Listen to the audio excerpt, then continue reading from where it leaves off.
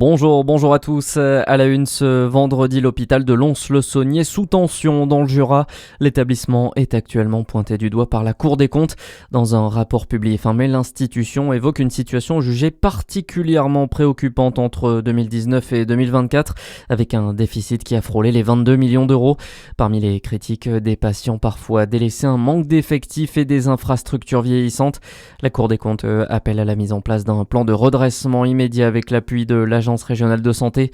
Un contexte déjà fragile alors qu'un nouveau directeur a été nommé il y a tout juste un mois après la mise en examen de son prédécesseur pour harcèlement moral. Les recherches se poursuivent activement dans le Doubs pour tenter de retrouver Aude Fagot. Cette infirmière âgée de 44 ans n'a plus donné signe de vie depuis maintenant 12 jours, le 31 mai dernier. Seul son véhicule a été retrouvé à la frontière franco-suisse au niveau de la commune de Jougne. Pour rappel, elle mesure 1,56 m de corpulence fine avec les cheveux bruns et les yeux marrons. C'est l'événement de ce week-end à Dijon à l'occasion du mois des fiertés en juin. La Pride est organisée ce samedi dans les rues du centre-ville. Une grande marche pour lutter contre les discriminations anti-LGBTQIA+, à l'appel du collectif Pride Dijon.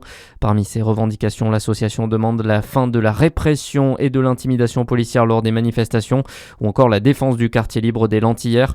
Le cortège s'élancera à partir de 14h depuis la place d'Arcy. Dans le reste de l'actualité, Donald Trump annonce un accord avec l'Iran. Le président des États-Unis a annulé ses frappes prévues hier et assure que ce compromis pourrait être signalé en Europe dès ce week-end. Une affirmation démentie par les Iraniens. La diplomatie iranienne a en effet déclaré que Téhéran n'avait pas encore décidé s'il était prêt à le signer. Donald Trump, lui, a affirmé que le guide suprême Mojtaba Khamenei l'avait approuvé. Mais pour l'instant, on ne sait pas grand-chose de ce potentiel accord, Corinne Saint-Félix. Oui, Donald Trump n'a laissé passer que peu d'informations. Le président américain a en effet assuré que ce compromis permettait une réouverture immédiate du détroit d'Ormuz. Il rendrait également impossible pour l'Iran de se doter de l'arme nucléaire. Le bureau du Premier ministre israélien Benjamin Netanyahou a lui dévoilé quelques informations sur son compte X. Il a ainsi fait savoir que Donald Trump avait promis que tout accord final inclurait notamment l'élimination de l'uranium enrichi de Téhéran.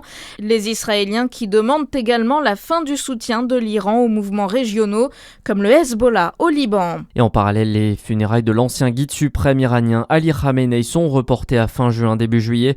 Il avait été tué par des frappes israélo-américaines au premier jour de la guerre le 28 février. En France, l'émotion aujourd'hui à Florence, dans le Gers. Les obsèques de Liana, cette jeune collégienne de 11 ans, se tiennent aujourd'hui. Une cérémonie organisée dans la plus stricte intimité à partir de 14h30. Et puis, c'est l'une des nouveautés de ce bac 2026. Les lycéens de première passent l'épreuve anticipée de maths ce matin. Près de 530 000 élèves des filières générales et technologiques sont concernés. Tout de suite, la météo sur Fréquence Plus.